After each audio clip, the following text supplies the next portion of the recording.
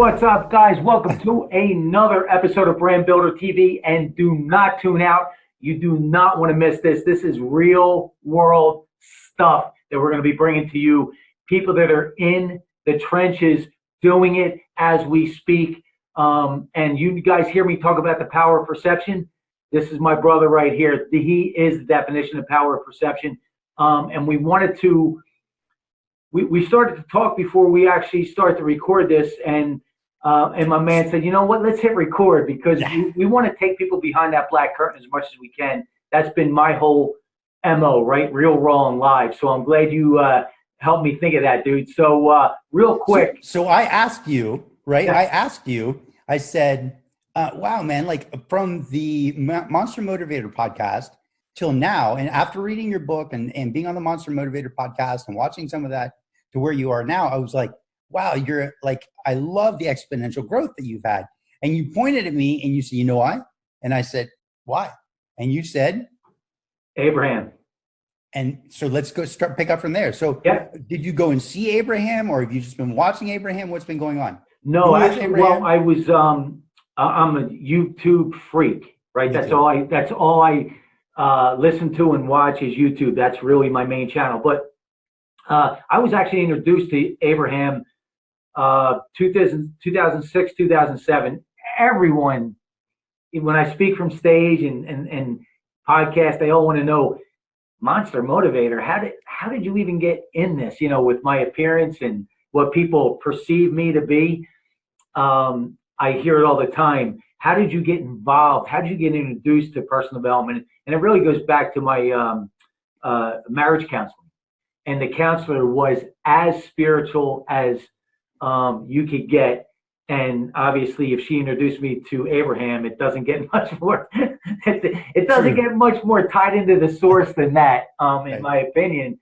But it's funny, man, because when she introduced me to Abraham, I was the kid from Jersey, from the neighborhood, and I said to my ex-wife at the time, I go, Michelle, are you out of your mind? This lady just flying on some magic carpet, right?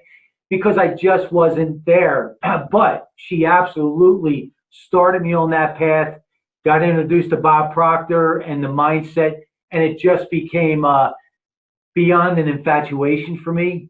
I just couldn't get enough, and I still cannot get enough. And I'm saying, my man, I listen to Abraham every single day throughout the day. I have something called, and this is about you, so I just want to give this real quick overview of, in the last year, the real quantum leaps is I've been able to, and it's been an evolution, put together, I'm not even going to say by accident, because I know better than that, right?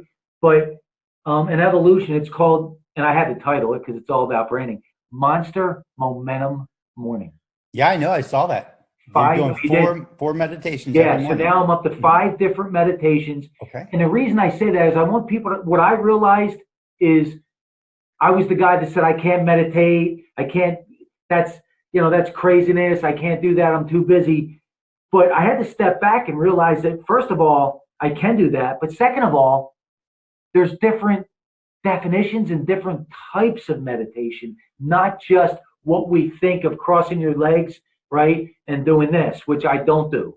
I call it zone meditation, right? Mm-hmm. That just connects with me more. Mm-hmm. That feels better. So that being said, before we jump in with you, I want to know, what are some of the things that you saw? What are some of the things that jumped out at you?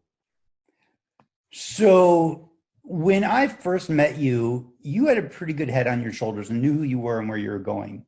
But I watched you still making an effort to, you were still drinking in information as if you're trying to learn. Mm-hmm. Now you've got enough information that you're now pouring it out and wanting to share. It's not that you weren't already sharing when you wrote your book. It's not that you weren't already sharing from the Monster Motivator stage. But you were also just starting to get on stages at that time. Mm-hmm. And now there's a different leadership. Before it was conversation. Now you're making an effort to actually be a leader.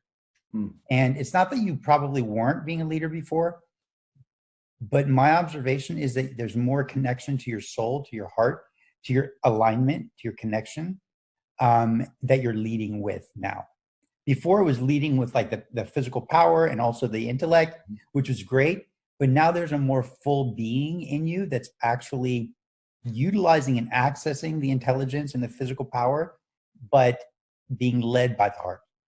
Man, so perfectly shared, man. I mean, I'm glad I asked because so visually, this is what it looks like. Spot visually, on. This is what I'm seeing. If I reached out and I were to pinch with my thumb and my first finger and pinch like right in the middle of your chest where your heart and your soul is, right? And if I were to pull that forward and it stretched out in a line, then your body and your mind would follow. Does that make sense? You're being led by heart and by soul. So Tony Robbins always talks about, it's not about the push, it's about being pulled. And that's where you are. You're in the pull right now. You're being pulled. And let me give my very quick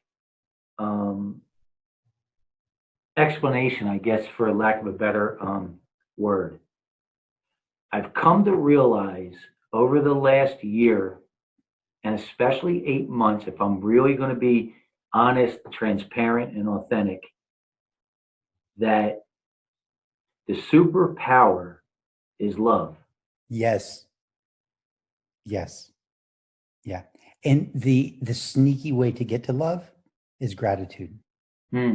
Yes. Because once you're in gratitude, and I have a 5-step process to get to love, but once you're in gratitude, truly in gratitude, which is different than appreciation, but when you're in gratitude, it opens up this little door of humility that allows you to pass through and be in that space of unconditional love that then cycles you back through my 5 steps so you can pass through that door again and into love again and cycle again. And it's always about letting go. What can I let go of right now, today, in this moment? What can I let go of so that I create space for love? Now, many people are going to say God is love. But the thing is that would create a boundary on that which is the divine. And that's not true. So what I like is what one of my spiritual teachers said. He said, when asked, is God love? He said, love is the fragrance that emanates from the divine.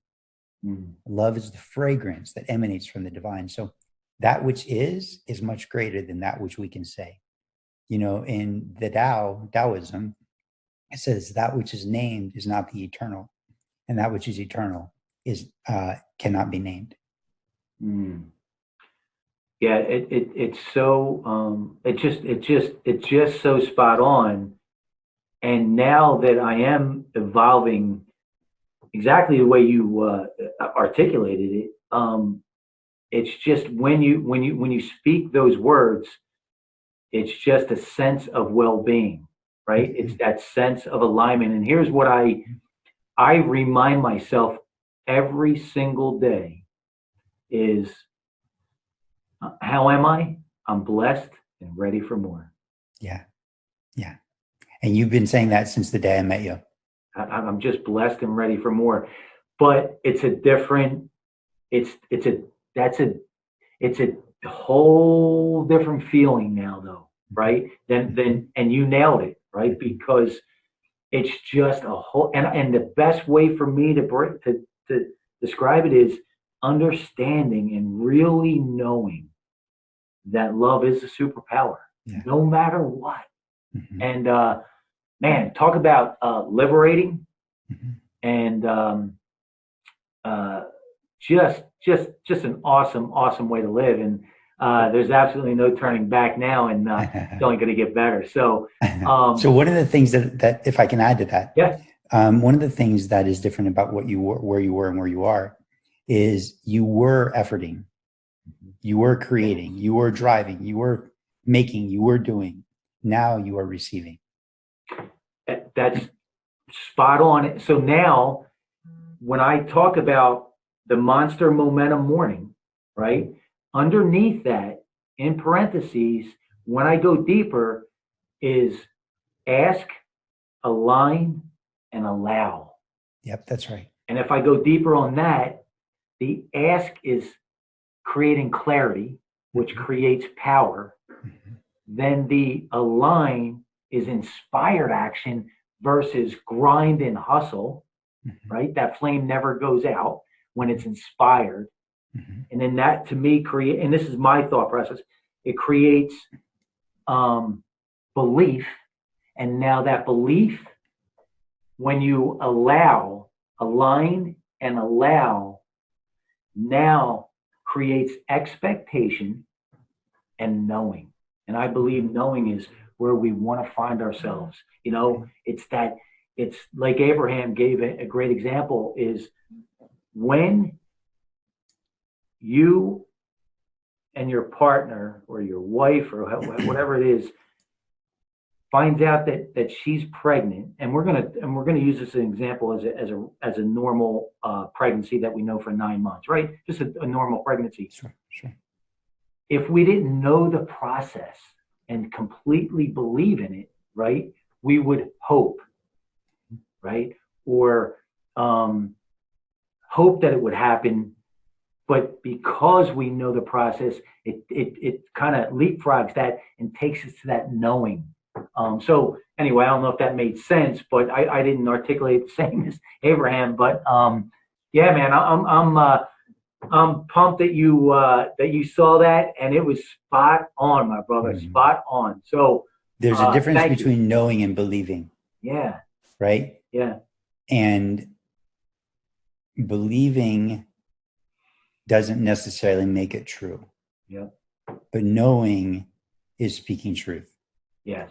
And when you find stillness, Albert Einstein said, nothing changes until something moves.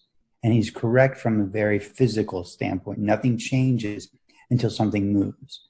But from a deeply spiritual place, I like to say that nothing changes until you become still, deeply and profoundly still. And it's in the stillness that the knowing comes. It's in the doubt that we hope and that we want to believe, right? And full, complete faith is belief, but what follows belief is the knowing. Yeah. If I believe it's going to come, right, I might be looking for it to come. But if there's a knowing, and maybe we're just arguing semantics, but if there's a knowing, all of a sudden, and again, we may be arguing semantics because some people may feel the same about the word belief, right, or believe, but in the knowing, there's a settling that happens inside of your being. Your mind settles, your body relaxes, your emotional body relaxes, your soul opens up to receive because it just knows it's coming, and I'll just wait. And you know what? I want to talk about semantics, right? Because it could be such a barrier, right? When we're talking about personal development and the spiritual world and things that we're talking about right now. I think it's a very important thing to talk about, because I think it really my opinion, and it comes down to what resonates with you the deepest, right? So I know you had mentioned you feel that appreciation and gratitude are different, right? And have different meanings to you. And Abraham talks about that. On the flip side, gratitude and appreciation mean different to them. And for me, I love all three: appreciation, gratitude, and blessed. But for me, nothing hits me as deep as the word blessed to me. To me, it's just, and the other semantics, which is the biggest one of them all, is God in the universe, right? And for me, the universe has always had a special place. Once I started to get introduced to this back in 2006 and 7, right? It just became a special word for me. So I think that's very important. I'd love your input on that. I think it really comes back to your own self-awareness, understanding what really connects and resonates with you. Mm-hmm. And there's no right or wrong. Mm-hmm. Not in this particular case. Yeah. I believe that the reason that you like the word blessed is because with blessed is this feeling and this sensation, this knowing of I have enough. Mm-hmm. I already have, right? Appreciation is the internal. If you look at the word appreciate, it means to appraise. And if you look up originally, the original word means to appraise. And what is appraising? But setting a value for something, right? And so if I'm eating something, tasting something, smelling something, having a conversation, I can appreciate it, meaning I can appraise it for a value within me. Do I like it? Do I not like it? Do I want more of it? Do I never want it again? Right? So, and when we fill up with so much appreciation and it begins to spill out, the moment it spills out, it becomes gratitude, because gratitude is the external expression of thanks for what we have. And then it pours into, it actually starts with that feeling.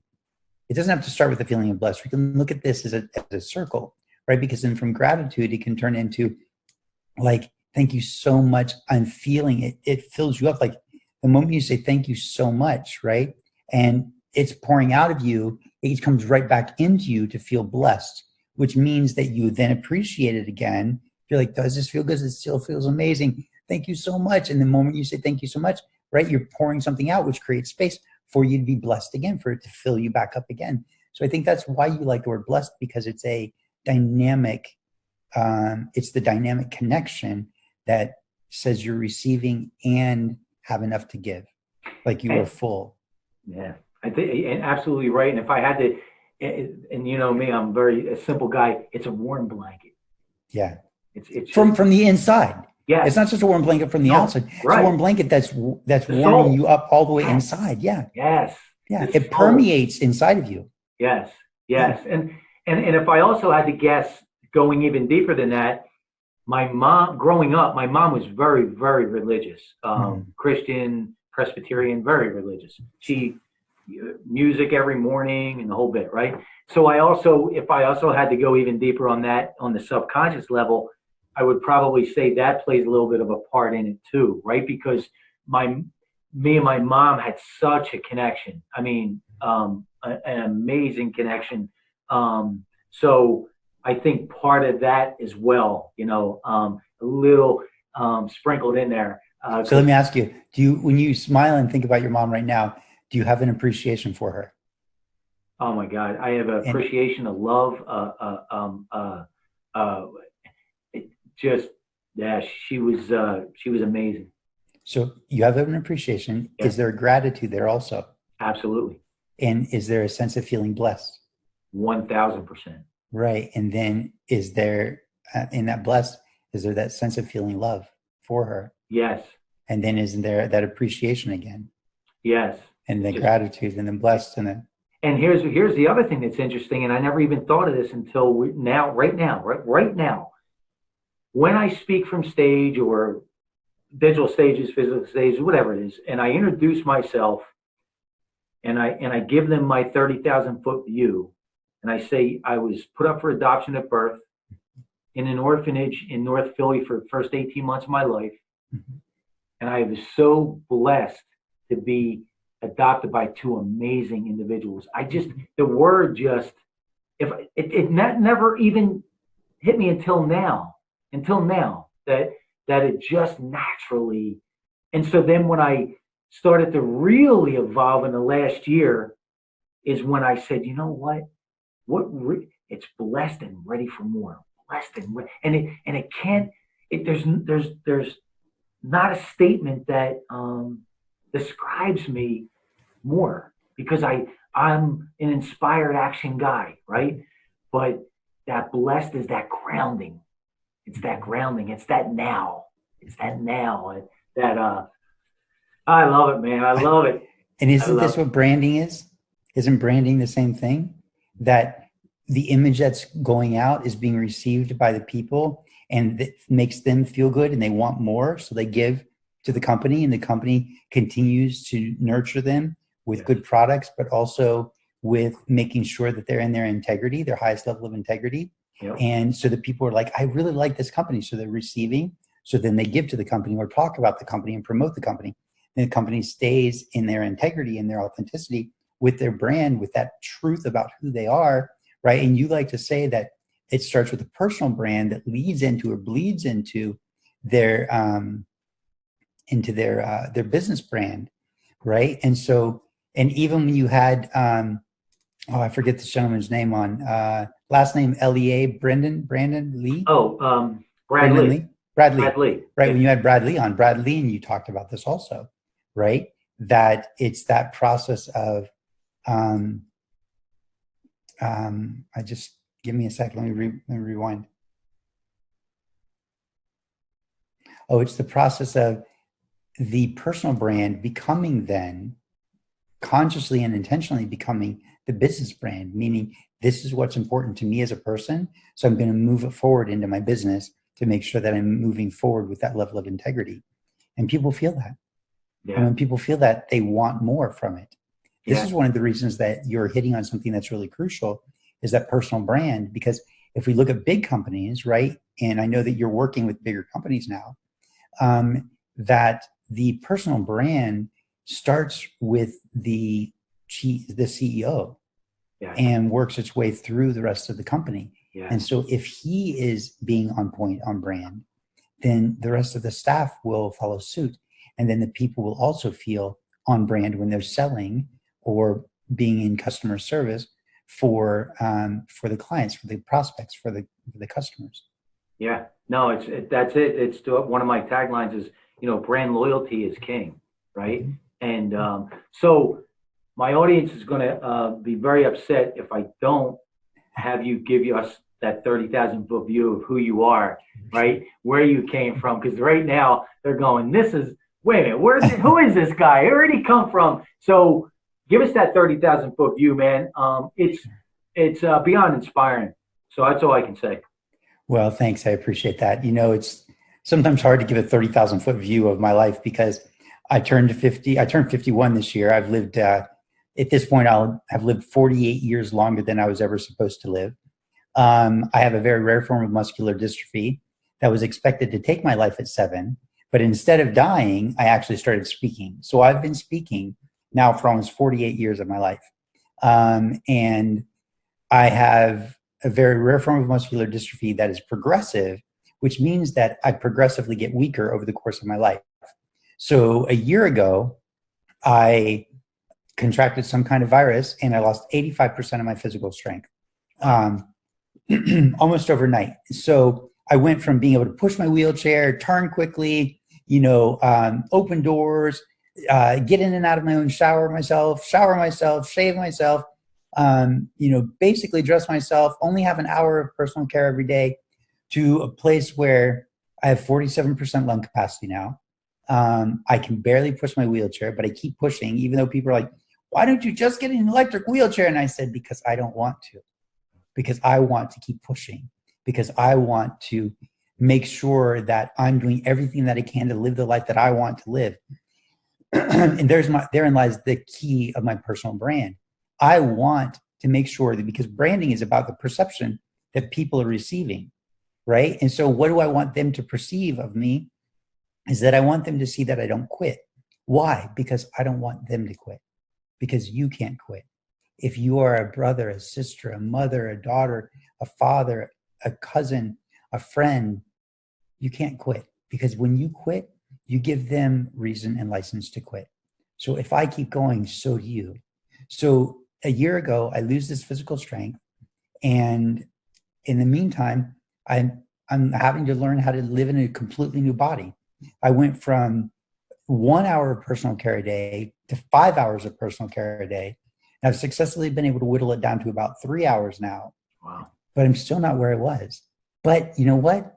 I'm so much further along than I was, because I went through this stage where I was sad and I was, worried and I was concerned. And I've done this before, in 97 and 90. Well, there's so much to say. In 98, I was hit by a car, an SUV, thrown out into 3 lanes of traffic, and experienced excruciating pain for 4 months until we were able to figure out what was going on with me. And finally, on the very last day, the physical therapist said, I've tried everything, and the last thing I can think of is, from one of my mentors, he said, maybe your hip bone has popped out of place. He palpates me, finds that it is, and pops back into place. Wah, right? But here's what I want you to realize is that in that moment, I chose, he said, do you want to do it? And I said, yeah. And he said, it's going to hurt. And I said, that's okay. And this is what I want people to get. Sometimes making the choice of something that's scary or that's going to hurt, actually on the other side, is so worth it. Because the moment he popped my back into place, even though I had to go through the pain for it, even though I had to face the fear for it, as soon as I was on the other side, I was rushed with this amazing sensation of appreciation for my life, this gratitude for my life that I had not had. I'd taken my life for granted. Even though I could barely move my arms, I could barely push myself, I couldn't crawl anymore. All of this, I had still taken my life for granted because, it was the way my life was, and it was pretty easy, and I didn't have to complain or have too many concerns about it. And so I didn't appreciate what I had until I felt like I'd lost everything. And that was in 98. And then all of a sudden, when I had that sensation, I realized that it was always about learning to love and appreciate ourselves so that we can help other people to do the same thing. So if I circle all the way back to what happened a year ago, it's the same situation. I can cry, I can complain, I can be disappointed, I can be frustrated, I can be irritated, I can be scared, but none of those feel any good. None of those feel good. But what feels good is to be joyful and to be happy and to be excited and to be glad and to be appreciative and to be grateful and to be blessed and to be filled with love. That feels good. But I don't have the physical strength anymore. I don't have the independence that I used to have. But I can focus on that and let myself be the victim. Or I can say, well, yeah, that sucks, but I can still choose to be happy. And that's where I am. And that's where I want your people to be. And that's the expression of an authentic brand, is really looking inside of yourself and saying, I'm making a choice. And this is the choice that I want because this is what I believe in. And this is what means something to me. And I want other people to realize that when you have a brand, you have a brand that when you move with integrity, people perceive that integrity because they go, wow, this means something to them.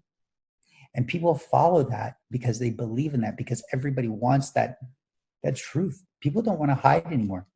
We live in an age where you can't hide anymore. People are going to see it all. So instead, why not just be honest? This is who I am. This is what's important to me. This is where I am in my life. And this is where I'm going.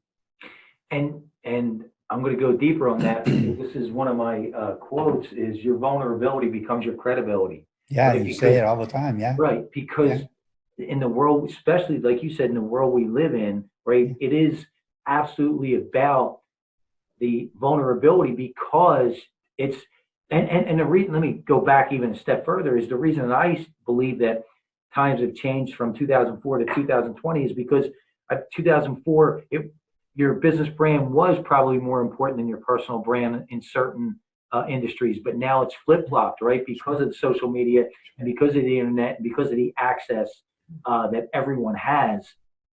Because I when I do a talk, I just did one here in SoCal, 30, 40 entrepreneurs, business owners, and I said, raise your hands. How many people are on a social media platform? I don't care if it's Facebook, Twitter, and LinkedIn. At least one. Sure. 100% raised their hand. Absolutely. I said, whether you like it or not, you're a global brand. Yeah. Whether you like it or not, you're a global brand.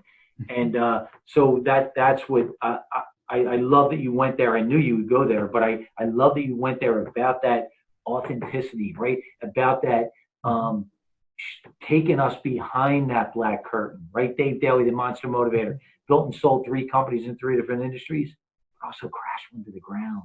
Went through a bankruptcy, got back up, wiped himself off, right? Went through a motorcycle accident that if I would have hit differently, I would either have been dead or paralyzed. That's what the doctor told me, right? And so it's funny. I just had a 2-hour meeting with Bedros Keuilian in Chino Hills. He's the founder. Bedros is a pretty cool cat. Oh man, founder of Fit Body Boot Camp. He's actually one of our episodes. Anyway. Oh, fantastic. Yeah. And I had a 2-hour meeting with him, and I was giving him my. I said, man, I know all about you. I said, but let me share a little bit.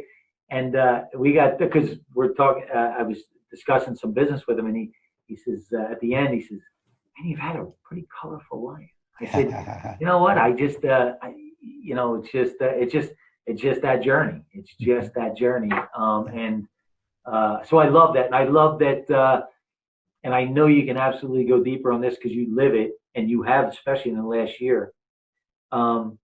It's about understanding that you have, I have, we have, they have the ability to make conscious decisions. Always. Right? Always. And that's the thing. Like, look, it's all going to come down to empowerment versus disempowerment. Right. Right? I'm either creating my life or I'm a victim to it. Yeah. And that's all it comes down to. When you stop in the present moment and you look at, there's a difference between the present moment and being in the presence. Being in the present moment is limiting. Being in the presence is liberating.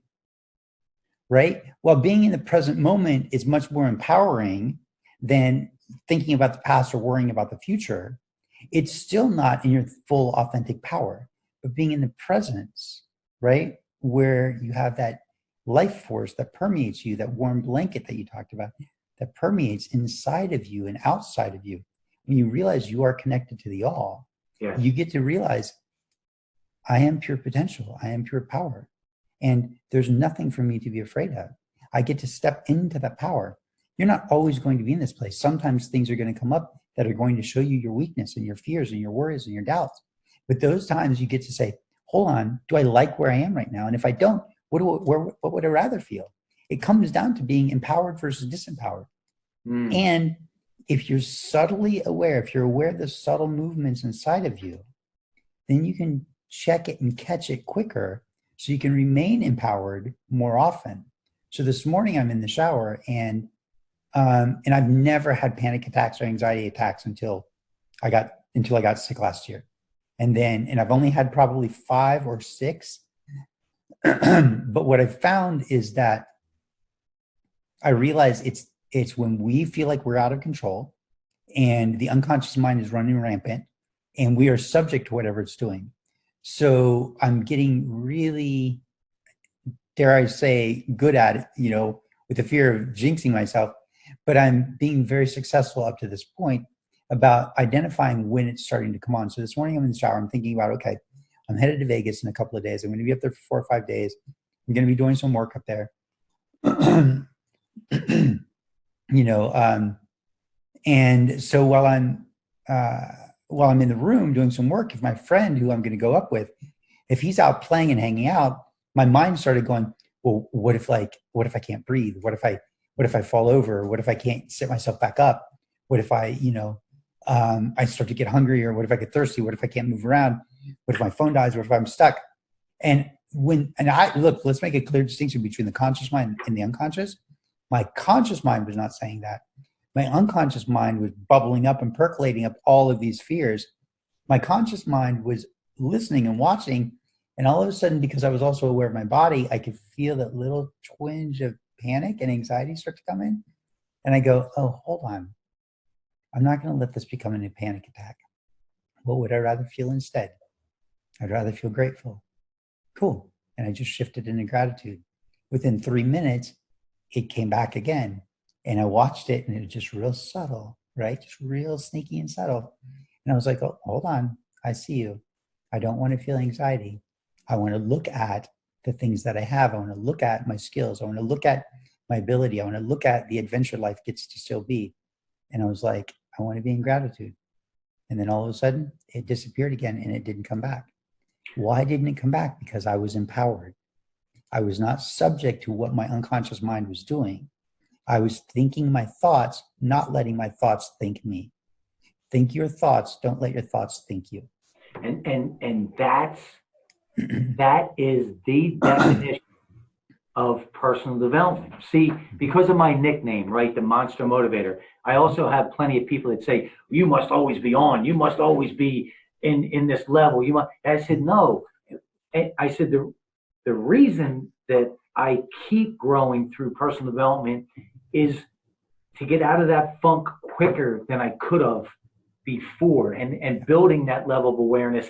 And the other thing, if I have to shift, the other thing besides the power of love becoming the superpower, where else is the major aha moment for me with Abraham?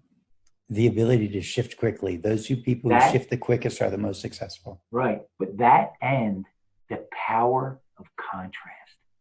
Yeah, I teach this all the time. Yes. The power of contrast. Absolutely. But that's absolutely. not a moment. Yes. Right? Yes. Yes. Look at your reaction. Yes. Look at your Because I teach this all the time, right? look, what happens is it's a cycle, and it's every millisecond of every moment, right? There's a contrast. You can't have up without down, in without out, dark without light. It's just not impossible. It's not possible. We have the everything, so we're going to have both extremes, right? And so we have contrast, so that means we're given choice. If we have choice, that means we actually have freedom. We're not enslaved. We're not victims. We're actually empowered to be able to make the choice. So if we have choice, then we have power, right? When we make the choice, right, we have contrast, then that means we have choice. If we have choice, that means we have power. So then we make the decision, right? Once we make a decision, then we experience what we experience. And then we go, let me appreciate that. I like it. I don't like it. I don't want it. I want it again, right? And then as soon as we do that, we're right back into the next space where we go, okay, new contrast. Yes. New options, new choice, new experiences. This way, that way, this way, that way. Up, down, in, out, right? And let's give even deeper clarity to your story, right? About the feeling the onset of anxiety. The reason that and I'm talking to the audience, right? The reason that he's able to do that is because of the level of contrast he had prior. Right? Because he said, I see you, right? You're peeking through those woods there. I see you coming up, right? You're trying to be that sniper, but I got you. And the reason I got you is because I remember that contrast that I don't want to experience at that level. So now I can cut that off, right? It's about, and in combat sports world, right? It's not as much about the speed or the strength. It's the angles. Right, and you're taking that angle, right? By I don't know, they're my kind of explanations that work in my mind. But, well, I'm also a martial artist, so that's right. Right, so it doesn't matter like how strong or how fast. It does matter how strong and how fast you are, but ultimately, really good technique works on angles, right, or works with angles. So really good technique is going to trump somebody who's physically strong any day. Because if I had really good technique, what I really have is finesse. And where does that finesse come from? That means light touch and awareness, right? Where does that come from? It comes from me meditating since I was 19. And so that ability to, if we're looking at contrast, the chaos of the mind versus the stillness of the mind. If you're in chaos, you're not going to see these things sneaking up on you, right? You're not going to feel or sense the sniper. But if you're in stillness, you're going to feel it. You're going to sense it. So to use another story like that, and I can do the martial arts and the combat metaphors also. Yeah. So in stillness, I was coming home from a speaking gig because I'm also a professional speaker and a life coach, transformational coach. So I was coming home from the speaking gig one night, and I got dropped off. And as I was walking around, this is years ago. I was walking around the back sidewalk to the apartment that I lived in. I stopped. Okay, so like let's look at north, east, south, west, and let's say I lived on the north side, which I did. I stopped. I was coming around the east side of the building, and I stopped right there at the northeast corner. I stopped because I could feel that there was a bobcat near me. And I was like, okay, I'm not going to move. I can feel the bobcat. So I didn't move my body, right? I just moved my eyes, because predators, when they move, they don't bounce up and down, right? Predators, you'll notice, are always real smooth. So I didn't move. I stopped moving, and I just let my eyes flit around to see if I could find it. I couldn't see it. So I'm listening, right? I slowly cock my head. I'm listening. I don't hear it. I start sniffing the air. I don't smell it. So then I go, okay, I don't see it. I don't smell it. I don't hear it, but I know it's here. I can feel it. And because I could feel it, I trusted that feeling. And so I said, okay, I don't have any choice. I can't sit here. I have to move. I have to get to my apartment. I have to get to safety. And so, because I'm the weakest member of the herd, like it's going to eat me. You know, it's going to drag me out of my wheelchair. I weigh like 75, 80 pounds. It's going to drag me out of my chair. And so I immediately start thinking, be like St. Francis, right? St. Francis, you always see the sculpture of all the birds and the animals all around St. Francis. So I was like, okay, be very loving, be like St. Francis. So I immediately start to walk towards my door. And as soon as I get to the door, Like there's a sidewalk that goes around the apartment complex that I was in. So a circle. And then there's like a sidewalk that goes from the circle to my door. Just as the moment I got to that place, sure enough, there's a bobcat down in the wash. A wash is like a dry river where I am. And so sure enough, there's a bobcat 7 feet from me looking up at me. And I was like, oh. So I turned to face him. I made a big noise. He didn't blink, didn't flinch, didn't do anything. I backed up. And as I backed up, I lifted myself up a little so it could see that I could still see it. And I backed up a little more, sat up even higher, looked so it could see that I could still see it. I did it one more time, right? And backed up. Because if you disappear on a cat, the cat gets curious and chases you, right? And I know that because I was raised with cats. So I backed up after the third or fourth time I backed up, it jumped up onto the sidewalk and looked me up and down. And as I backed up even more, it walked towards the steps that led up to the upstairs.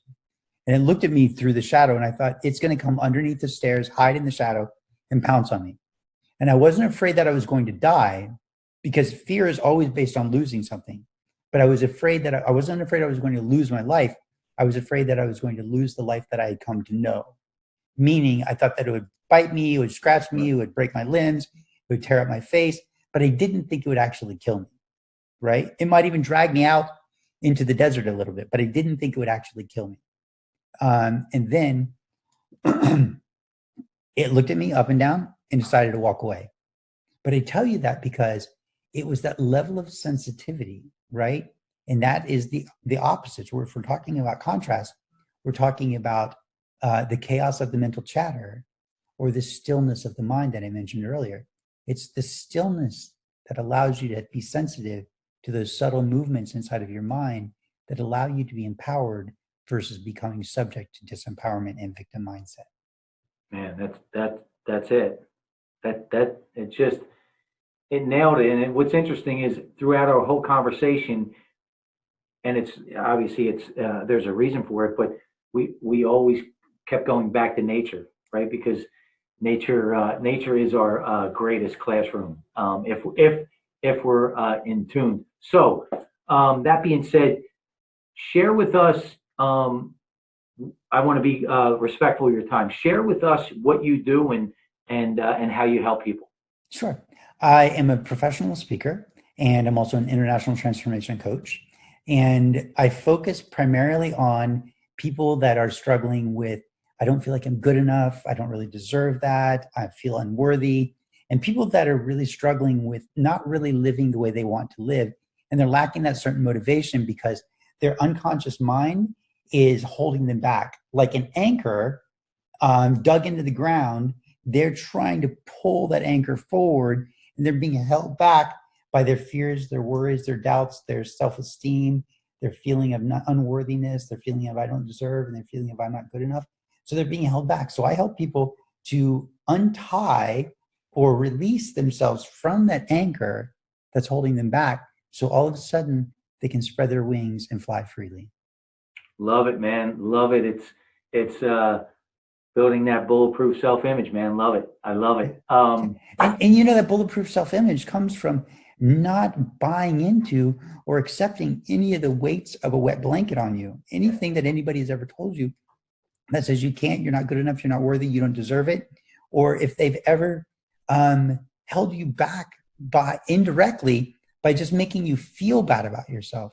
None of that is something that you have to accept. We get to look at it, we get to analyze it, we get to study it, we get to explore it, we get to taste it and feel it again if we need to. And then we get to lift it from ourselves and set it down, and we get to wipe our hands off and realize that we're clear of it, and we can now move forward to the next stage. And then we'll have to clear again, and then we'll have to clear again, and then we'll have to clear again. But isn't that the process of life? Letting go of the things that separate me from love. Absolutely, 100%.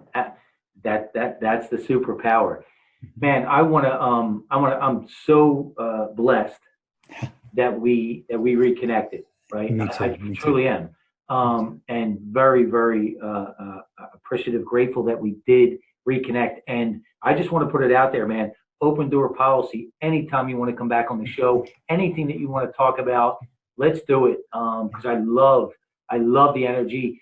And for me personally, it's even deeper now that I've given myself a chance over the last year to really courageously open up doors that I probably, if I had to tell you before, probably didn't want to open, right? Or wasn't sure that I should open, things like that. So that's the best way for me to describe it. So, man, thank you so much. And I'll let you know when we launch this and when we do the clips.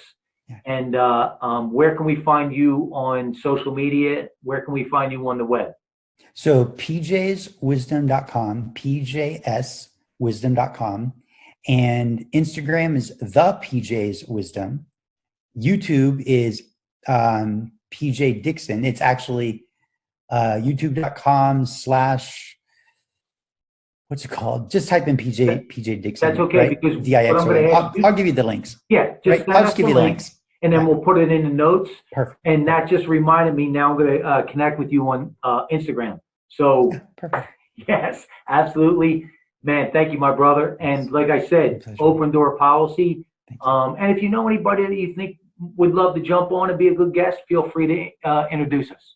Perfect. I absolutely will. And you and I should talk about doing some work together. Yeah. Because I just have this feeling that if you and I were doing a weekend retreat, it could be really, really powerful. Yeah, 1,000%. This is just watch this. I mean, this is it's real, right? Yeah, it is. It's just genuine. It's real, and I'm so glad that you reminded me to hit record. Well, I figured we're about to drop into a really deep, delicious conversation, and why not get it recorded? 100%, my man. Right. Well, keep me posted when you get back from Vegas. Let's reconnect.